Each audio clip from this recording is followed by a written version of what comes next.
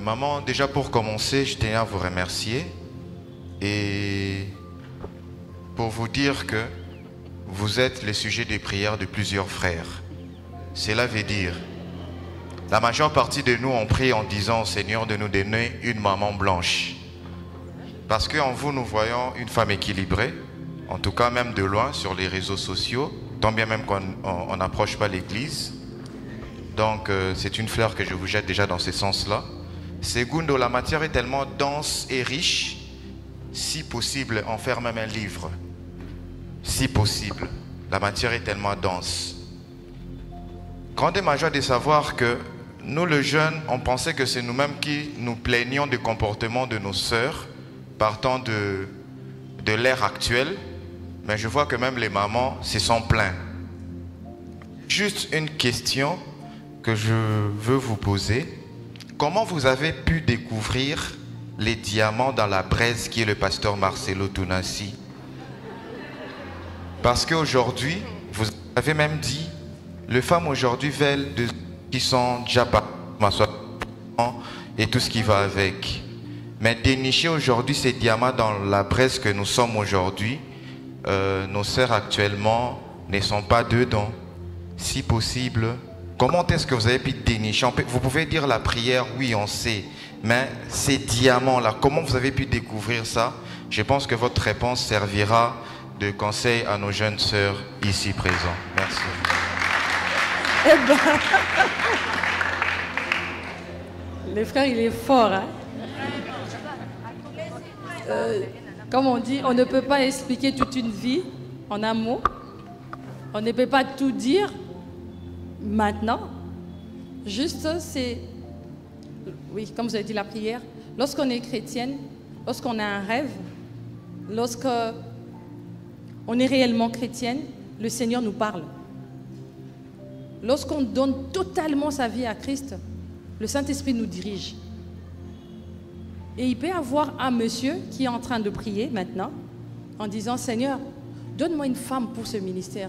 Et si ce garçon ou ce monsieur est en train de prier dans la vérité, le Seigneur orientera la femme qui est en train de prier aussi dans la vérité. Seigneur, donne-moi un homme qui je veux soutenir. Le Seigneur va orienter ces deux personnes à se rencontrer pour que son nom soit élevé. Dans tout ce que nous faisons, le Seigneur cherche à ce que son nom soit élevé. Si vos rêves à vous, en tant qu'homme, votre rêve à vous est de glorifier le nom de Christ, et une jeune sœur ici, son rêve aussi, et que le nom de Christ soit glorifié, le Seigneur ferait que vous puissiez vous rencontrer, afin que son nom soit élevé. Pour ce qui est de savoir comment j'ai fait, je n'ai rien fait. Dire que j'ai fait quelque chose, c'est tromper ou vouloir embellir quelque chose. Je n'ai rien fait. Je suis venue, ben là, tu vas me pousser à parler de moi un peu. Je suis venue dans une église, prier.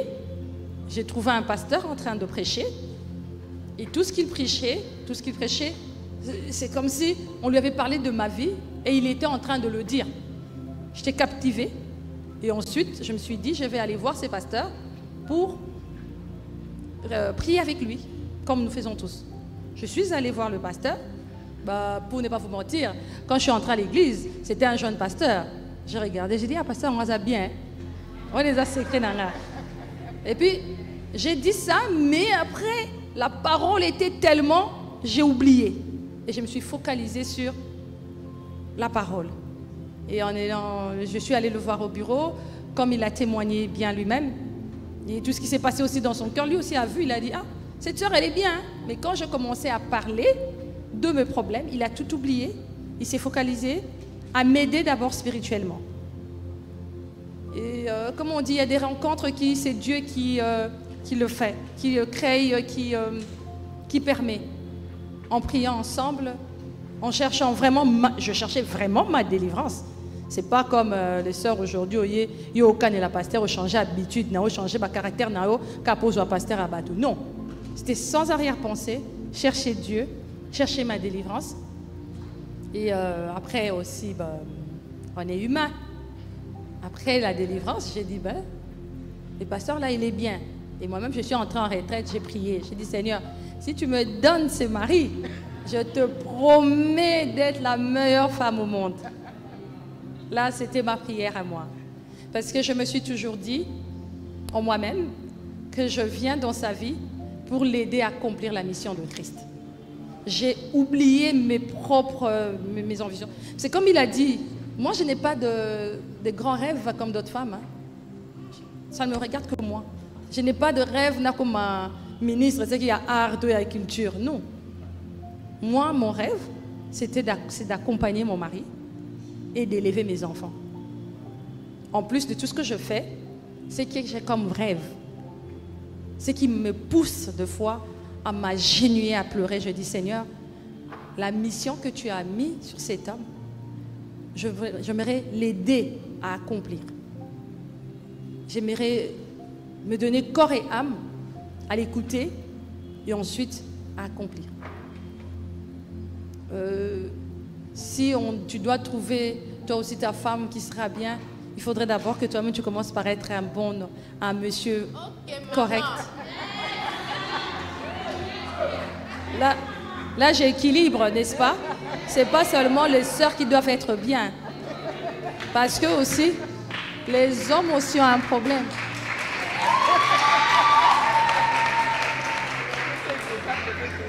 Les hommes ont un problème. Toi-même, tu as un mauvais caractère. Toi-même, tu ne sais même pas là où tu vas, mais tu veux que la fille d'autrui puisse t'accompagner. Alors, premièrement, tu dois connaître où tu vas, avoir une vision et faire entrer la fille d'autrui dans ta vision et aller ensemble. Elle ne peut pas non plus accompagner un homme qui ne sait pas où est-ce qu'il va. Tu vas où pour qu'on t'accompagne? Tu veux qu'on se soumette à qui? À quelqu'un qui n'a même pas une vision. Tout ça, ça compte aussi. C'est lui qui a fait de moi que je devienne cette femme heureuse, gentille. Je dirais en grande partie c'est le Seigneur, mais c'est aussi l'encadrement de mon mari. C'est ça. Maman Blanche, moi j'ai une question. Déjà, je vous remercie pour l'équilibre que vous avez mis à la fin. Parce qu'on a tendance à trop demander à la femme. Oui, on sait que la femme, elle a beaucoup à apporter, mais il y a trop d'exigences sur la femme. Et je sais que les frères ne seront pas d'accord avec moi, mais c'est pas grave, c'est mon avis. Donc, du coup, j'aimerais, quand vous parlez d'équilibre, vous avez parlé d'équilibre dans la vie professionnelle, dans les ministères. Et comment cette femme fait pour garder son équilibre, malgré qu'elle est professionnelle et dans les ministères, mais dans son foyer, parce que dans le foyer, il y a aussi des épreuves. C'est pas toujours rose tous les jours. Donc, comment elle fait pour garder cet équilibre-là alors qu'elle travaille, alors qu'elle prie pour son foyer, alors que c'est une femme fervente? Comment elle fait pour garder son équilibre? Parce que pendant qu'elle est au travail, peut-être que son mari la trompe quelque part. Pendant qu'elle est en train de prier pour ce mari-là la dénigre tous les jours. Comment elle fait? Parce que à nous, on demande de supporter, c'est ça, supporter. Moi, c'est tout le temps le conseil qu'on me donne chez maman et tout. Voilà, il faut supporter, avoir un grand cœur. Oui, bien on va non, au quotidien au solembi. C'est un peu ça ma question. Comment on fait pour garder l'équilibre devant les épreuves dans le foyer? Alors, ce que je dirais, avant de te marier, si tu es encore une jeune fille, attends de devenir une femme. Je donnais l'exemple. J'ai dit, on dit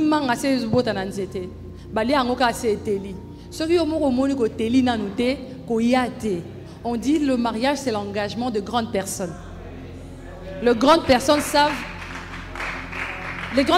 supporter. Toutes les mamans, elles vous diront, elles ont supporté des fois l'insupportable. Mais elles sont là. Si elles avaient divorcé, aujourd'hui, nous serons où? Vous voyez? Les gens qui garçons musu bako koma ta ba shege se ba parents na bango ba divorcer ki.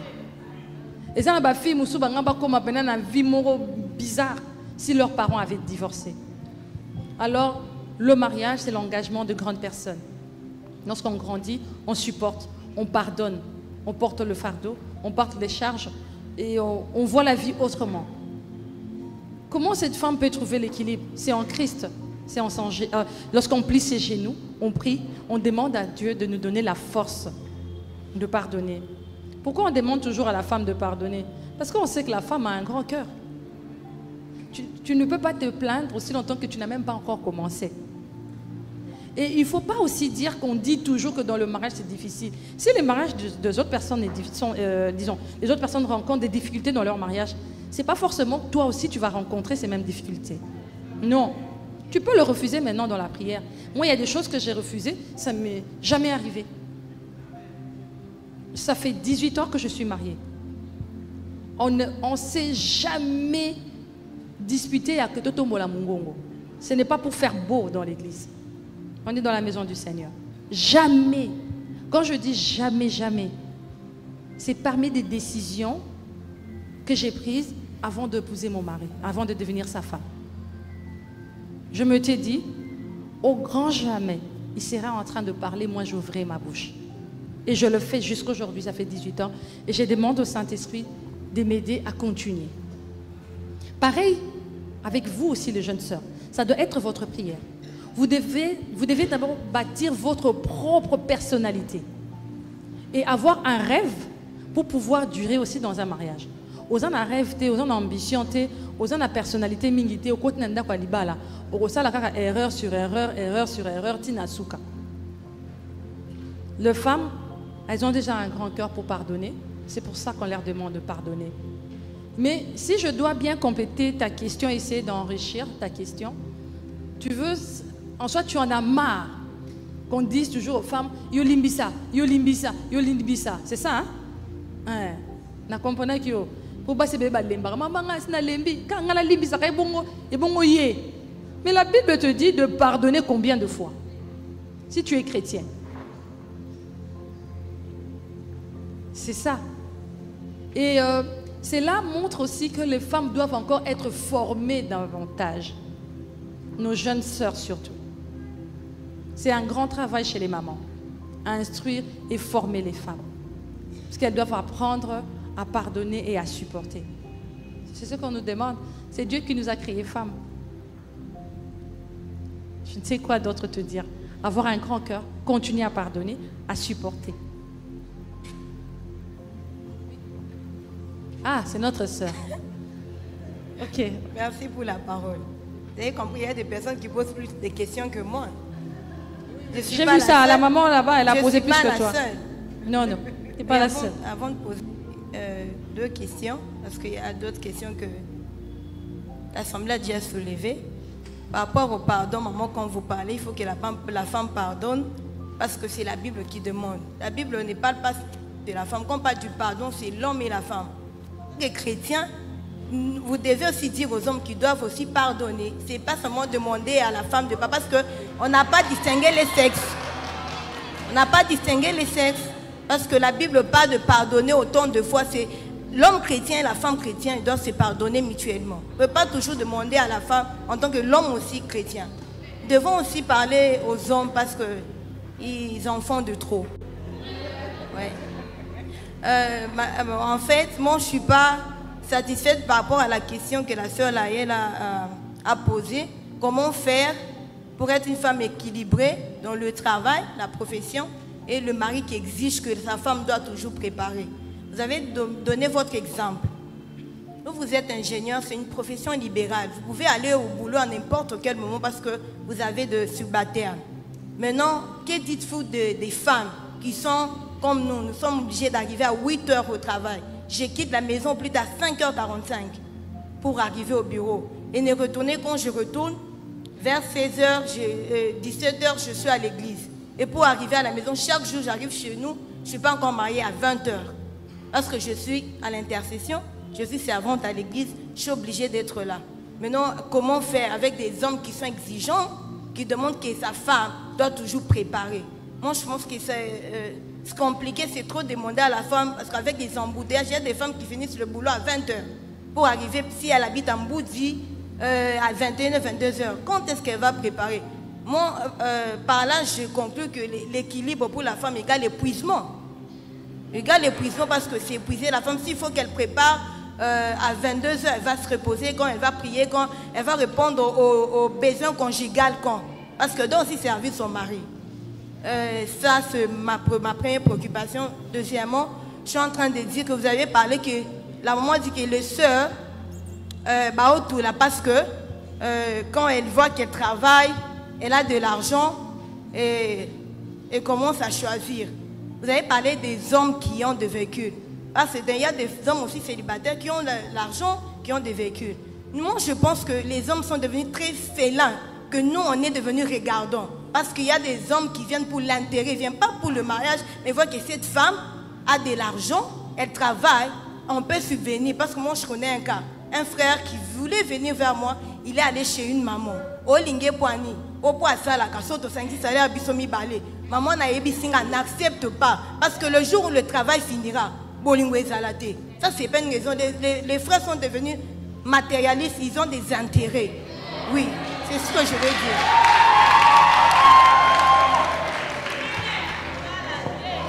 Très bien. Les frères, alléluia.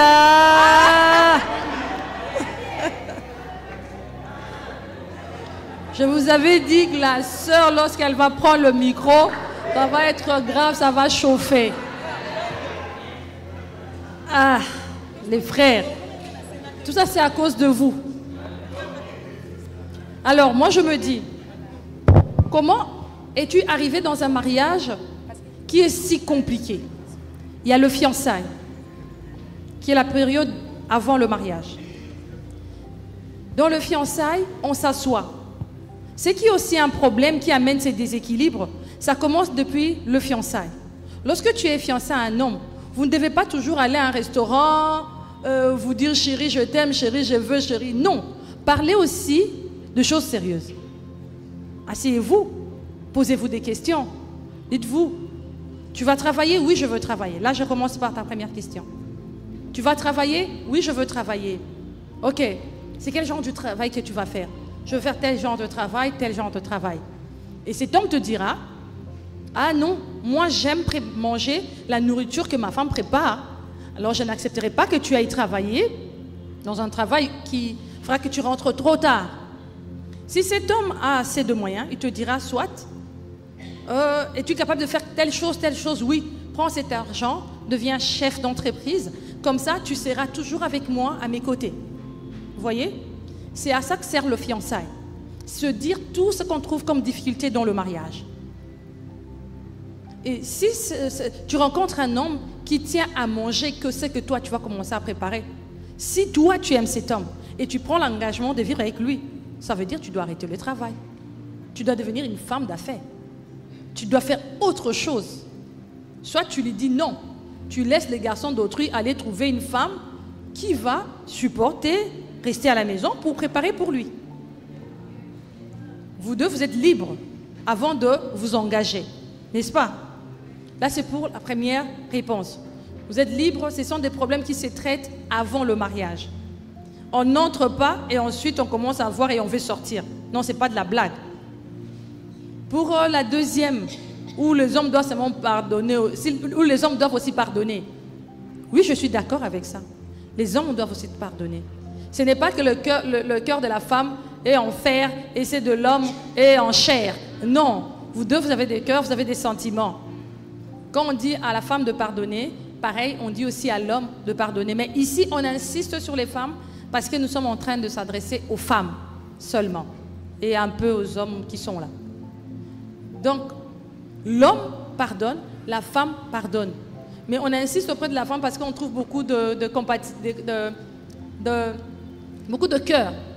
La femme a vraiment ce cœur-là à pardonner, à tenir le mariage, à faire que rien ne puisse s'écrouler. C'est un peu ça, la raison pour laquelle on demande à la femme de pardonner. Mais à l'homme, nous le savons bien, ils doivent aussi pardonner. Mais aussi, ne tombez pas dans le piège de la femme moderne, qui veut à tout prix se comparer à l'homme. Non. Ne tombez pas dans ces pièges-là. Lorsqu'on est chrétienne, on est soumis à la Bible. On ne rentre que dans la Bible. Qu'est-ce qu'elle nous dit, la Bible? Tu vois? Ne tombez pas dans le piège de la femme moderne aujourd'hui qui, à tout prix, veut être comme l'homme, elle veut être égale à l'homme. Non. La question après, tu as posé tellement... Ah, oui, les hommes matérialistes. Ah. Elles ne choisissent que les femmes qui ont déjà beaucoup d'argent pour profiter d'elles. Basseur, alléluia. Alléluia pour tout la mouka, tout la moussa mayele. Oui, pasteur à Toms, Nicolas Zote, alité à Moko, salé la bongo. Yo jeune sœur, koko salé la bongo te. Yo moni déjà que baseur au linga, yo pour na mbongo na. Oko lo ba non te. Parce qu'un homme qui t'aime pour ton argent, le jour où tu n'auras plus, il va partir. C'est clair. Lorsqu'on aime, on ne regarde pas les finances. Et aussi, toi aussi, la sœur, vous êtes fiancés. Tu vas, tu lui donnes 1 000 $. Tu vas prendre ta carte, tu lui donnes. Oh chérie, tu es tellement aveuglé par l'amour. Mais tu veux qu'un tel homme puisse aimer quoi? Il aimera que ton argent, non? Bon, ça là, on a pas l'église. Bah frère, alléluia. Bah ça là, rabongo. Moi, je connais des sœurs qui ont pris des cartes de leur carte de banque pour donner aux frères. Pourquoi tu as fait ça? Maman, je suis amoureuse. C'est toi-même qui as mal commencé. Quand tu commences mal, sache que tu vas aussi mal finir. Comme je dis, tout le problème c'est le commencement. Beaucoup d'en a qui wapi. Dans quelles circonstances? C'était dans une fête? C'était dans une réunion? À l'église? C'était où? Et qu'est-ce que tu as présenté à cet homme? Si tu lui as présenté de l'argent, parce que les femmes aussi elles sont bizarres. Hein?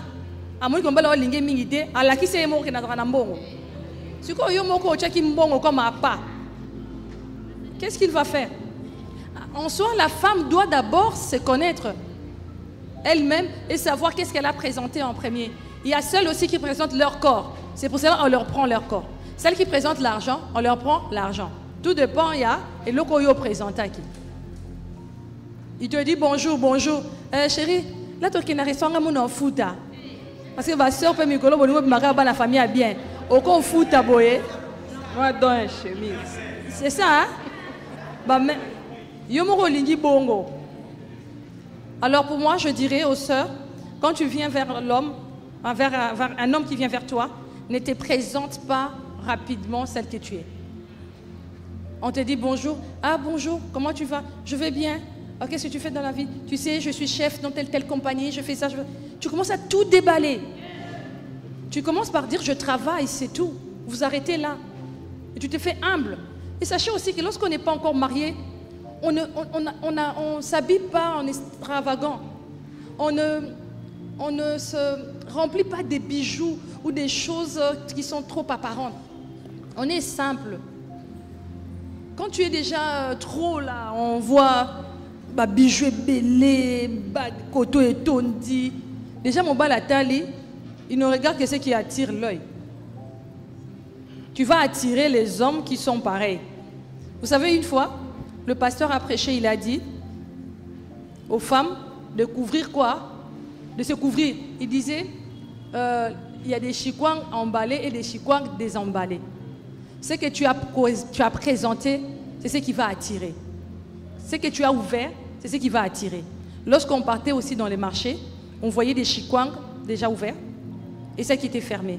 On était attirés à aller vers des chikwang qui étaient ouverts pour choisir. Tobi oba fongoli aneza bien. Yo moko mi fongoli, on bali pa ponyo, aponyo pour na bolingo, ta ponyo pour o laksa ki enyos. Amen. Amen. La dernière question, sœur Exaucée. Merci pour la parole et bonsoir. Bonsoir. Ce serait une remarque déguisée en question. Alors, c'est partant de nos jeunes sœurs, les jeunes sœurs que nous sommes aujourd'hui à l'église, partons de l'accoutrement des jeunes sœurs. Actuellement, on retrouve des servantes de Dieu dans l'église qui s'habillent très mal, au nom du kilelo en fait. Le kilelo, c'est être à la mode. Aujourd'hui, à l'église, les jeunes sœurs, servantes, qui prêchent même à la rue, mais qui s'habillent très mal. Il suffit d'aller voir les réseaux sociaux des sœurs, vous vous rendez compte qu'il n'y a pas photo sur ce qu'elles présentent sur les réseaux sociaux et sur ce qu'elles présentent à l'église. Aujourd'hui, nous toutes qui sommes là, on vous prend comme modèle Maman Blanche, mais nous avons remarqué quelque chose, c'est au stade, pendant la croisade, il pleuvait. mais vous étiez là, vous étiez toutes mouillées, mais on ne pouvait pas être gêné par votre présentation, par ce que vous portez. Pourquoi? Parce que vous étiez décente. Aujourd'hui à l'église, les jeunes sœurs servant de Dieu, mais on s'habille très mal. Et il y a aussi les mamans à l'église qui s'habillent très mal. Alors comment arrêter ce fléau dans l'église? C'est ça ma question. Vous savez, quand une jeune sœur s'habille mal, c'est déjà mal. Et quand une maman s'habille mal, c'est pire. Et ça, là, à peine à sonner. Là, vraiment, j'aimerais parler à nos mamans. Vous savez, so boti, comme on dit, en ingala, nzoto ekei. Zipa ngwatade, ozoti ke lango susu, nini. C'est gênant pour un jeune frère de s'asseoir derrière une maman. Si c'est une jeune fille, ça va. Un jeune frère, s'asseoir derrière toi, une maman. Oti qui va partir en nzoto nayo, trop dessiné, c'est gênant. Vous ne pouvez pas savoir comment ça gêne nos jeunes frères. Alors pour trouver cet équilibre-là, tout commence par ta rencontre avec Dieu. Si tu me dis aujourd'hui, vous me prenez pour modèle, parce que j'ai rencontré Dieu dans ma jeunesse. Certes, peut-être je m'habillais aussi comme toutes les autres jeunes sœurs, mais lorsque j'ai rencontré Dieu, il m'a parlé. Il y a des choses qu'il m'a interdites. Il y a des choses qui, en marchant avec le Seigneur, le Saint-Esprit m'a aidé à comprendre que ça va, ça ne va pas. Et pour les jeunes sœurs, c'est difficile, comme vous êtes en train de dire. On leur prêche. Je suis sûre que toutes les mamans donnent des bons conseils à leurs filles pour bien s'habiller. Mais c'est parce qu'elles suivent la mode. C'est l'Occident, c'est l'Internet. Ce sont des films de novelas. Elles veulent être comme des stars. Elles oublient qu'elles ne sont pas des stars. La star, elle s'habille telle qu'elle s'habille comme elle s'habille là. C'est pour présenter la mode d'un habit ou d'un truc et puis elle est païenne. Elles prennent comme modèle des femmes païennes. Par exemple, ici dans l'ensemble, qui aimerait commencer à s'habiller comme moi jusque-là? Combien de jeunes sœurs? Bon, tout le monde m'a beau, mais yo le but ça la bonne remarque, mais beau tout le monde beau. Nanya on dit mal à Asie para toujours. Dans mes principes, je couvre le partie supérieure de mes bras. Mais la plupart de jeunes sœurs, non. Parce qu'elles comptent présenter, là on revient à la question de la sœur, elles comptent se présenter comme une marchandise. Déjà, si tu vas vers un homme comme une marchandise, comment veux-tu avoir de la valeur dans ton foyer? Objet. Et puis, comment? C'est contradictoire. C'est un problème d'éducation et de connaître son Dieu et de connaître son corps. Vous savez, la femme congolaise, la femme africaine, elle n'est pas battue comme les femmes, comment disons, même les chinoises. Prenons cet exemple. Une chinoise, elle entrait ici, elle porterait une jupe là, ça ne dérangerait personne.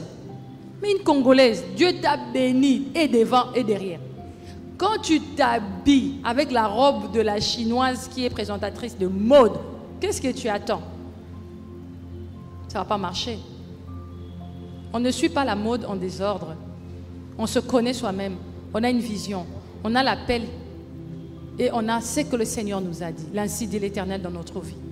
Si tu as reçu l'ainsi dit l'Éternel dans ta vie, tu sauras comment te couvrir. Ce qui nzamba sa kutana na yo ya solo. Banzambe otozolo otananzelate. Ce qu'on kutana réellement na nzambe, il y aura des choses que tu ne feras jamais. Quand je vois une servante de Dieu mal habillée, je me dis, elle a rencontré Dieu, mais elle est tombée dans le piège de la mode. Il faut prier pour elle. Rien à faire. Si elle était proche, approche-la, dis la servante de Dieu, ce que tu as mis, ce n'est pas décent.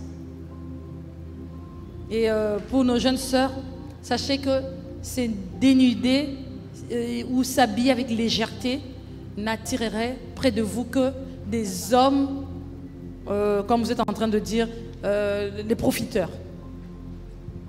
Amen.